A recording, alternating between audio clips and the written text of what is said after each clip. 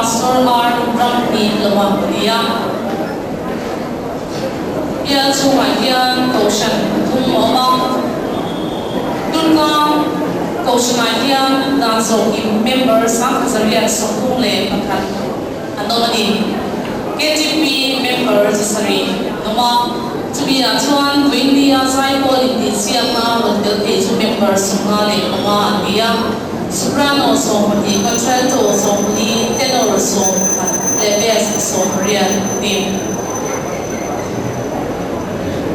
Sidewall conductor, Windia sidewall, I can conductor party and they are K. Kamale, H. Delta, we are name.